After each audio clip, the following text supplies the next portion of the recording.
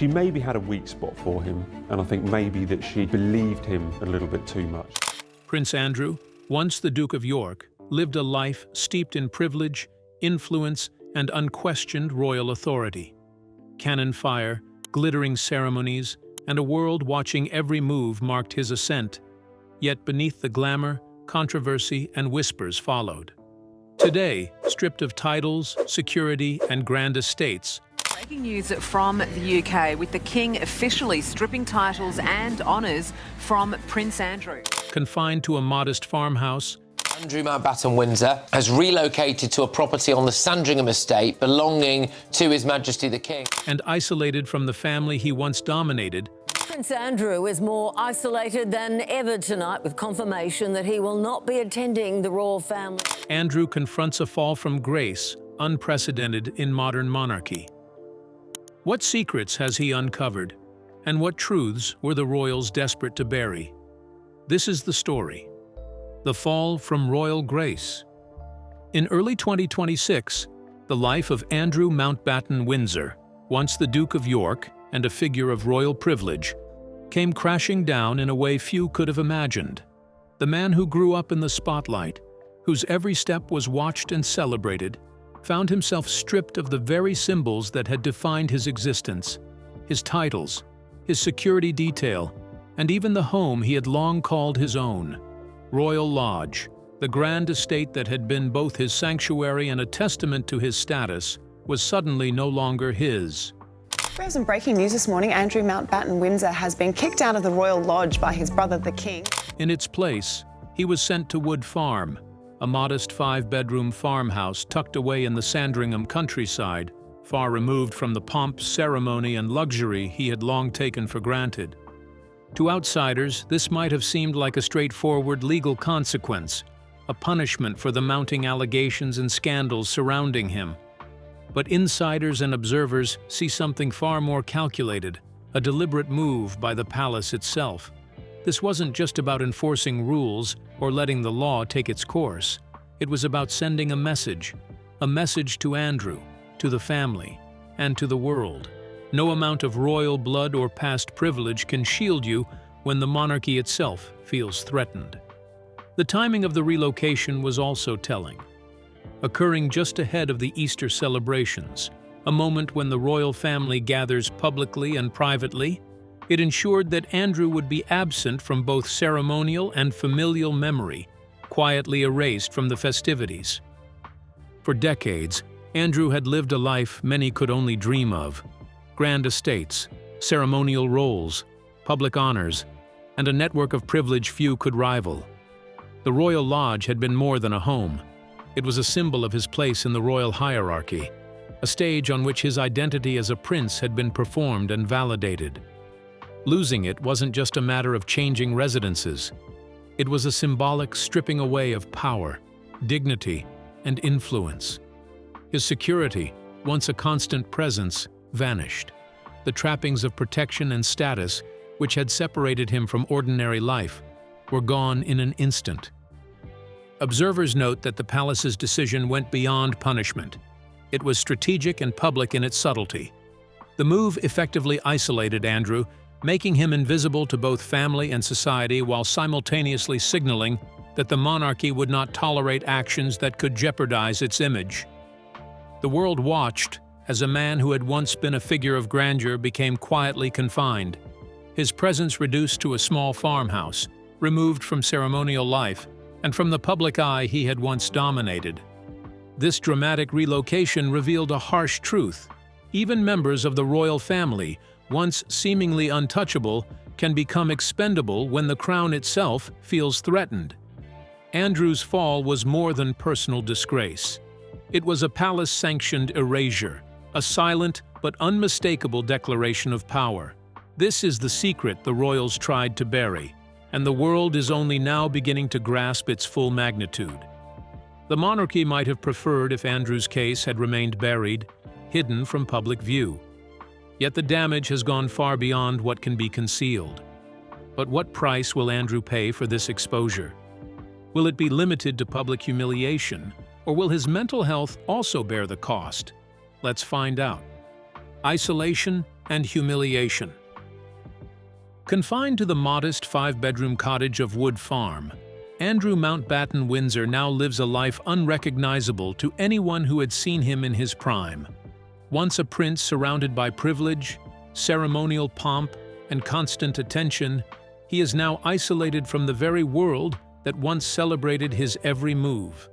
Gone are the long horse rides across sprawling estates, the leisurely rounds of golf with friends and colleagues, and the endless social gatherings that had marked his privileged existence.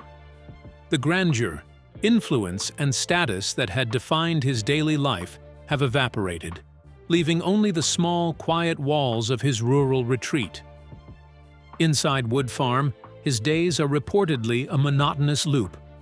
He watches videos, perhaps clinging to a world he can no longer access, and paces the rooms obsessively, as if trying to escape both the physical confinement and the psychological weight pressing down on him. Friends who once surrounded him with support and camaraderie have vanished, leaving him in near total solitude. Protective staff, once a visible shield between him and the outside world, are gone. Royal staff are refusing to work for Andrew Mountbatten Windsor following his move to Sandringham. The daily structure, social reinforcement, and attention that had sustained him are now absent, replaced by a claustrophobic routine that magnifies both boredom and anxiety. Those close to the former Duke suggest that his forced isolation has taken a heavy toll on his mental and emotional well-being. Reports hint at mounting depression, with some even speculating that he may require close monitoring or could be on suicide watch. The palace's decision to confine him is far from incidental. It is deliberate and calculated. By removing him from public life and cutting him off from the social and ceremonial circles that once defined him, they have effectively erased the identity he built for decades, leaving him isolated and powerless. The transformation is stark. Once known as a golden prince, a figure of influence and privilege, Andrew now exists as what many describe as a shadow of his former self. The visual and symbolic contrast is dramatic. A man who once moved through opulent halls, greeted by applause and cameras, now walks the quiet corridors of a modest farmhouse, unseen and largely unheard. His story is no longer about celebration or ceremonial duties. It is about confinement, introspection, and a silent reckoning with the consequences of past actions. What this isolation reveals is more than Andrew's personal downfall. It exposes the ruthless mechanisms of royal preservation, a system that prioritizes the image and survival of the monarchy over individual members, no matter how high their birthright. By stripping away lifestyle, social connections, and visibility, the palace sends a message: no level of privilege can shield you from consequence. Andrew's confinement serves as both a cautionary tale and a dramatic demonstration of how quickly status can crumble when the institution itself feels threatened. At Wood Farm, the former Duke of York now lives a life far removed from the wealth, attention, and influence that once defined him. But will the monarchy come to his aid during this trying period? Or does an even harsher fate await him beyond past humiliation? Now let's uncover how Andrew became a pawn in the palace's ruthless strategy. Legal fallout and royal indifference. March 2026 marked a turning point in the life of Andrew Mountbatten Windsor, a moment that would redefine his place in the royal family forever. The former Duke of York, long accustomed to privilege, protection, and ceremonial status, found himself under intense legal scrutiny, facing accusations that threatened not only his reputation, but the very privileges he had taken for granted. While his arrest adhered to legal procedure, the real story lay in the palace's calculated response, or, more accurately, the lack of one. For the first time in decades, Andrew was not shielded by the family institution he had once relied on. King Charles took the extraordinary step of personally signing a decree that dissolved the protective barriers surrounding his brother. These were not minor formalities or symbolic gestures. They were shields that had historically ensured the safety, privacy, and sometimes impunity of senior royals. By removing them, the king sent a stark and unmistakable message. The preservation of the monarchy comes before family loyalty, and no royal, no matter how high-born, is immune when the crown feels threatened. This was not only a legal maneuver, but a psychological one, signaling to Andrew, the family, and the world that privilege could not protect missteps that endangered the institution's stability. The move also reflected a rare unity within the royal hierarchy. Prince William and Catherine, reportedly involved in advising or endorsing the decision, allowed judicial proceedings to move forward without interference. Even Sarah Ferguson, Andrew's lifelong confidant and supporter, was sidelined, her voice unable to influence outcomes or shield the former duke. The palace's approach was deliberate, coordinated, and thorough. Every action reinforced the notion that Andrew was being strategically exposed, stripped of protection, and left to face the consequences alone. Observers noted that this was more than a legal or ceremonial reckoning. It was a masterclass in institutional survival. Andrew was no longer merely a figure facing potential charges. He had become, in essence, expendable cargo in the monarchy's broader strategy. Every decree, every sidelined ally, every removed protection was a calculated move to safeguard the institution's reputation, while sacrificing an individual member to its imperatives. Privilege, heritage, and family ties, all the trappings that had once made him untouchable, were now secondary to the crown's need to protect itself. What makes this situation particularly shocking is how unprecedented it is in modern times. In centuries past, scandals involving senior royals might have been quietly contained or managed behind closed doors. Andrew's predicament, however, unfolded with public visibility and legal transparency, revealing the ruthless mechanisms the monarchy is willing to employ. It demonstrated that institutional survival can override personal loyalty, and that the consequences of misconduct, no matter one's birthright, are now inescapable. The takeaway is both dramatic and unsettling. Andrew Mountbatten Windsor is not merely under investigation. He is being systematically isolated, exposed, and rendered expendable, a cautionary example of the modern monarchy's cold, strategic calculus. Few could have imagined witnessing such a deliberate unraveling of privilege within a family historically defined by hierarchy and protection. Yet it has unfolded for the world to see, providing a stark, unforgettable lesson in power, loyalty, and consequence. At a time when Andrew needed the protection of the monarchy most, he was abandoned by the very institution that raised him. But how does he see this treatment from his own family? Does he believe he deserves it, or does he feel utterly betrayed by the people he once trusted? Let's find out. The dangerous illusion of a lost royal life. Inside the quiet countryside of Norfolk, where Andrew Mountbatten Windsor now spends most of his time, those who occasionally observe him describe a man deeply consumed by frustration, resentment, and disbelief. The once powerful prince, who spent decades surrounded by prestige and royal privilege, now appears unable or unwilling to accept how dramatically his life has changed. According to those familiar with his situation, Andrew does not see himself as someone responsible for his downfall. Instead, he reportedly views himself as a victim of circumstances, a misunderstood figure who believes he has been unfairly targeted and abandoned by the very institution he once represented. Rather than acknowledging the weight of the allegations and public outrage surrounding him, Andrew is said to frame the situation in his mind as a form of betrayal. In his version of events, he is not the cause of the scandal, but the casualty of it. This mindset has reportedly fueled frequent outbursts of anger and frustration. Witnesses claim he sometimes reacts with intense fury when discussing the collapse of his reputation, blaming outside forces, the media, and even members of his own family for what he perceives as an orchestrated campaign to destroy him. What strikes observers most about Andrew is the gap between his reality and his self-perception. Though stripped of titles, privileges, and public influence, he reportedly still clings to the belief that he deserves the same reverence once afforded to him as a senior royal. Friends and insiders describe a man struggling to reconcile his dramatic fall from grace with a deep-seated sense of entitlement.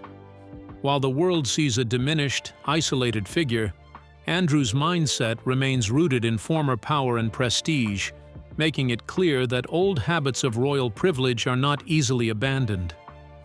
Those who have seen glimpses of his daily routine describe a restless and unsettled figure. He is said to spend long hours pacing the grounds around Wood Farm, sometimes wandering alone through the surrounding countryside. During these quiet walks, it is believed that Andrew often reflects on the past, on the years when his position seemed secure, his influence unquestioned, and his role within the royal family firmly established. Fragments of that former life remain around him, reminders of a world that now feels distant and unreachable. But the reflections reportedly go beyond nostalgia. Some insiders claim Andrew has spoken privately about the possibility of defending himself in ways that could embarrass the royal establishment. There are whispers that he believes revealing certain internal matters or personal insights could shift public perception or force the palace to reconsider how it has handled his situation. Whether these ideas amount to real plans or simply expressions of anger remains unclear, but they illustrate the depth of his frustration. For Andrew, the legal challenges and public humiliation surrounding him are not merely events unfolding in courtrooms or headlines. He reportedly interprets them as deeply personal attacks, acts of betrayal carried out by people he once trusted. To someone who spent most of his life protected by royal structures, the sudden absence of that support has created a psychological shock that is difficult to process. Andrew once believed he would continue to enjoy immunity, yet he now faces the harsh reality of paying the price for his actions. But how far did his sense of immunity really extend? And to what extent did he truly believe he was untouchable? Let's uncover the shocking details, from privileged prince to public reckoning. Long before the dramatic events of 2026, people who had known Andrew Mountbatten Windsor for years often spoke quietly about his unusual personality and unpredictable behavior. Among old friends and acquaintances, stories about his temperament were not uncommon.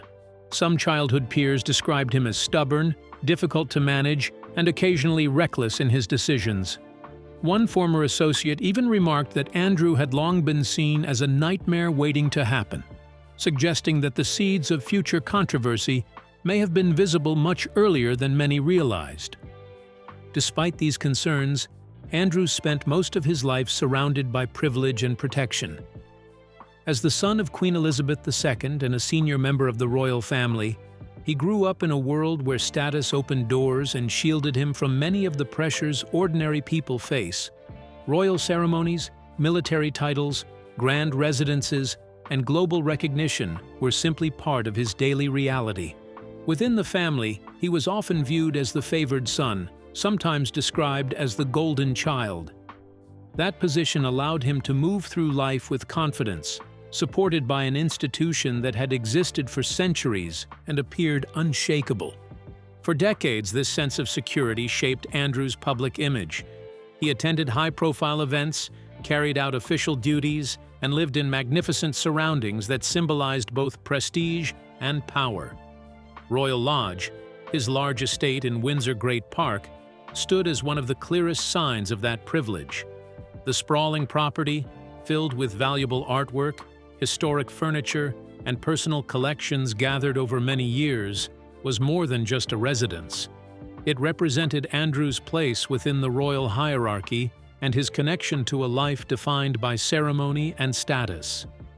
But when scandal and public scrutiny intensified, that carefully protected world began to unravel with remarkable speed. What had once seemed permanent suddenly looked fragile. The moment the keys to Royal Lodge were taken away became one of the most powerful symbols of this change. Losing access to the estate meant more than leaving a house behind. It signaled that Andrew's position within the royal structure had shifted dramatically. As staff began removing personal belongings and treasured possessions from the property, the scene itself became a spectacle that many observers could hardly believe. Items that had once been displayed proudly inside the grand residence were packed up and transported away under watchful eyes. The process carried an unmistakable message. The privileges that had once defined Andrew's life were no longer guaranteed. Soon after, the forced relocation to Wood Farm at Sandringham reinforced that message even more clearly. The smaller farmhouse, quiet and far removed from royal ceremony, offered none of the grandeur Andrew had grown used to. The contrast between his previous life and his new surroundings was striking. In the end, Andrew's fall served as a powerful reminder of how quickly circumstances can change. Decades of royal status, family loyalty, and inherited privilege could not shield him from the consequences of public scrutiny. The dramatic shift from favored prince to controversial figure revealed a harsh truth. Even within the royal family, past influence does not guarantee lasting protection. Andrew once relied on the immunity that came with being a member of the royal family while his mother was alive. But was she shielding him from the full consequences of his actions? And at what point did that protection end, leaving him exposed? What marks the beginning of his decline? Let's find out. Years of protection and denial. For many years, Prince Andrew appeared to move through controversy with a level of protection that few public figures could imagine. Much of that protection came from one powerful source: his mother, Queen Elizabeth II. As monarch and head of the royal family, she was known for her deep sense of duty, but she was also widely believed to have had a soft spot for her second son. Critics often argued that this quiet indulgence allowed Andrew to avoid facing the full consequences of certain decisions and behaviors that might have seriously damaged others in public life. Throughout much of his adult life, Andrew remained a prominent figure within royal circles.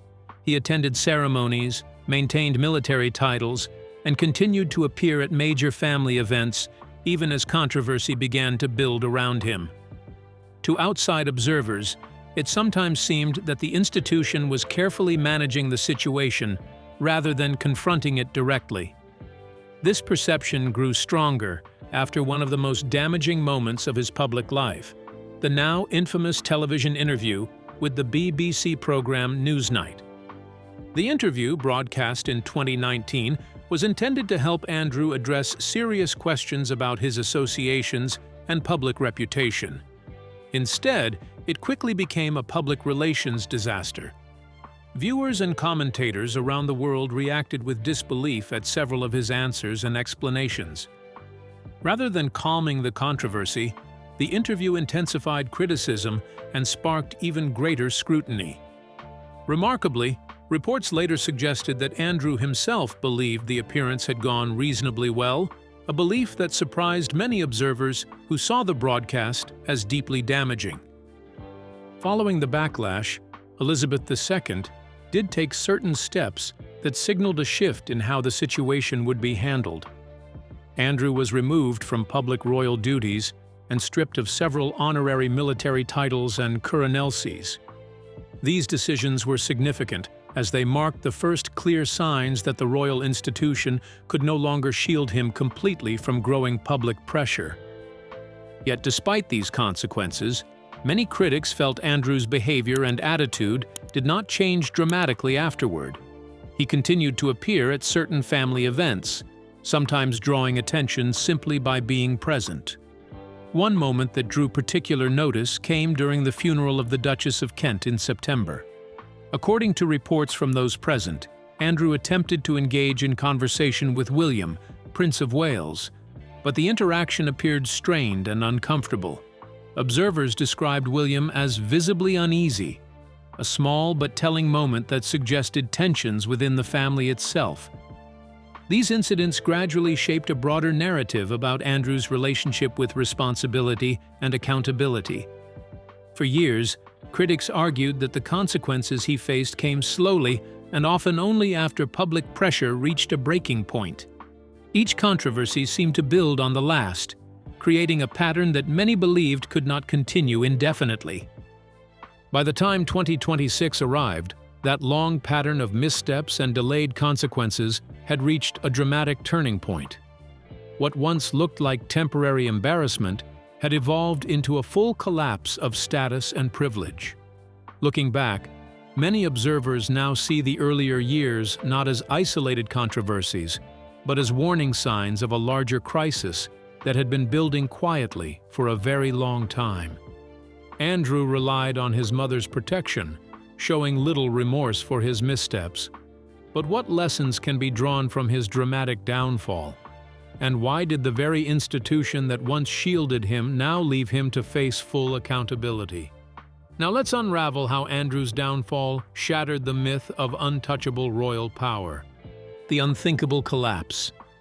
The collapse of Andrew Mountbatten Windsor's royal standing has become one of the most remarkable and unsettling moments in modern royal history. For decades, he stood as a visible figure within the British establishment, moving confidently through a world built on tradition, ceremony, and inherited authority. As the son of Elizabeth II and a brother to Charles III, Andrew once represented the stability and continuity of the royal institution itself. Few could have imagined that someone with such deep roots in the monarchy would one day find himself so dramatically removed from its inner circle. Yet by 2026, the contrast between Andrew's former life and his current situation could not be more striking. The man who once attended state events, held military titles, and lived in one of the most prestigious royal residences now lives quietly and largely out of public view. The grandeur that once surrounded him has been replaced with a far simpler existence, far removed from the elaborate routines that define royal life. For many observers, the speed and severity of this change have been shocking. At the same time, the response from the royal institution has signaled a major shift in how the monarchy handles controversy. Rather than shielding Andrew from scrutiny, the palace has taken a more cooperative stance with investigators and authorities. Reports suggest that thousands of internal documents connected to Andrew's previous roles and activities have been made available to officials. Such openness would have been almost unthinkable in earlier generations, when royal matters were often kept strictly behind palace walls. This new approach appears to reflect a broader reality facing the modern monarchy. In a world shaped by constant media attention, public accountability, and rapid global communication, secrecy has become increasingly difficult to maintain. Institutions that once relied on tradition and silence to protect their reputation now face intense pressure to demonstrate transparency and responsibility. Andrew's situation, therefore, represents more than a personal fall from grace. It has become a symbol of a deeper transformation within the monarchy itself. For centuries, royal status carried a powerful sense of protection. Titles, family connections, and tradition created a barrier that often kept members of the royal family above the storms that affected ordinary public figures. Today, that barrier appears far less certain. The message many people see in Andrew's downfall is clear and sobering. Royal blood alone is no longer enough to guarantee lasting protection. When public trust begins to erode, even centuries of tradition may not be strong enough to hold back the demand for answers. As the world continues to watch, Andrew's story raises questions that reach far beyond one individual. If such a dramatic collapse can happen to a senior royal figure, it suggests that the monarchy itself is entering a new era, one where reputation must be constantly defended, and where the expectations of the public may carry more weight than ever before. And lingering behind that realization is an even more unsettling question. If long-standing privilege can fail so dramatically once, could it happen again? Andrew's situation reveals that royal blood no longer guarantees protection, and accountability is unavoidable. But how does the public perceive his predicament? Do they believe he is paying a heavier price than his missteps warrant? Or do they support the monarchy's impartial approach to his accountability? Now, let's explore how public opinion shapes Andrew's fall. The palace's calculated response. In the unfolding story surrounding Prince Andrew, it has become increasingly clear that the royal family's response has been shaped not only by legal developments or internal palace discussions, but also by the powerful force of public opinion. In the modern age, where news spreads instantly and public sentiment can shift rapidly, the monarchy must remain highly aware of how it is perceived by the people it represents. For an institution that has existed for centuries, maintaining public trust has become just as important as preserving tradition. Recent polling data offers a revealing glimpse into how the public currently views Andrew and the broader royal family. According to surveys conducted in October 2025 by YouGov, an overwhelming 91% of respondents said they held a negative opinion of Andrew. Such a striking figure reflects the depth of public disappointment and frustration surrounding the controversies that have followed him for years. For many observers, numbers that high suggest that Andrew's reputation had reached a point where recovery seemed almost impossible. Another major research group, Ipsos, uncovered similar concerns among the British public. In its polling, about 51% of respondents believed that Parliament should take the extraordinary step of formally removing Andrew's remaining titles through legislation. That finding highlights how seriously many citizens view the situation. Rather than seeing the issue as merely a family matter within the royal household, a large portion of the public believes official government action may be necessary. Public opinion has also been divided when it comes to the way the situation has been handled by the monarch himself, Charles III. In the same YouGov survey, about 40% of respondents said they approved of how the king dealt with the Andrew controversy, while roughly 32% felt he had handled it poorly.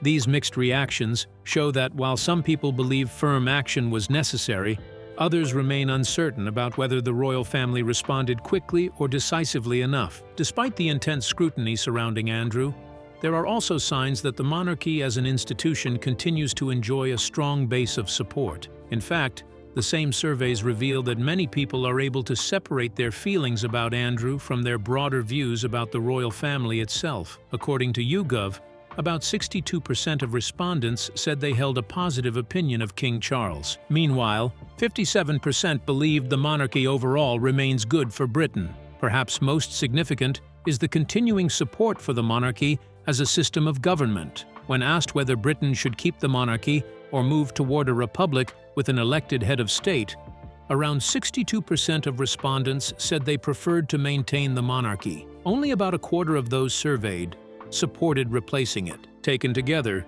these figures reveal an important reality. While Andrew's personal reputation has suffered enormously, the royal institution itself appears far more resilient. For palace officials, this distinction may offer a measure of reassurance. It suggests that while one individual's actions can create temporary turbulence, the centuries-old monarchy still commands loyalty and confidence among a majority of the public. Beyond public support for the monarchy's handling of Andrew's case and their refusal to excuse his misbehavior, but how deeply does his conduct affect the institution's reputation? Now, let's uncover how Andrew's alleged misconduct threatens the monarchy's moral authority. Threats to the monarchy's moral authority. Prince Andrew's alleged misconduct goes far beyond a personal scandal. It directly challenges the moral authority the royal family has spent generations building. For centuries, the monarchy has depended not only on pomp, tradition, and ceremony, but also on the public's belief in its integrity, ethical standards, and commitment to service. When a senior royal is accused of behavior that contradicts these values, the impact extends well beyond legal consequences, shaking the credibility of the entire institution. In Andrew's case, critics argue that his alleged actions threaten both his own reputation and the wider perception of the monarchy, raising difficult questions about accountability, privilege, and public trust. Experts in law and constitutional affairs have emphasized just how damaging this situation is. Craig Prescott, a law lecturer at Royal Holloway, University of London, who specializes in constitutional and political matters relating to the monarchy, described the allegations against Andrew as extraordinarily damaging. He noted that they do more than bring embarrassment. They actively contradict the causes that the royal family publicly champions. These are not minor inconsistencies. They directly threaten the image the monarchy has cultivated over decades, one of careful attention to ethical issues, public service, and moral responsibility. One of the most striking examples of this contrast comes from the work of Queen Camilla. In recent years, she has taken on initiatives supporting victims of rape and sexual assault, highlighting organizations dedicated to providing aid, protection, and justice for survivors. By publicly aligning herself with such causes, the Queen has reinforced the monarchy's claim to moral stewardship and social responsibility. Against that backdrop, allegations against Andrew take on a sharper, more troubling significance. They directly conflict with the values the family seeks to represent, creating a tension between personal conduct and institutional credibility. The fallout from Andrew's actions is more than a personal scandal or a legal matter. It has become a public reckoning over ethics, responsibility, and accountability, putting the monarchy's very reputation on the line. Observers argue this is exactly why the palace acted so swiftly and decisively, leaving no room for delay or hesitation. From stripping him of privileges and titles to enforcing his relocation and fully cooperating with authorities, every move signals a clear message. The royal family will not protect wrongdoing, even among its most senior members. Andrew's case highlights that ethical breaches now carry serious consequences, regardless of bloodline or status.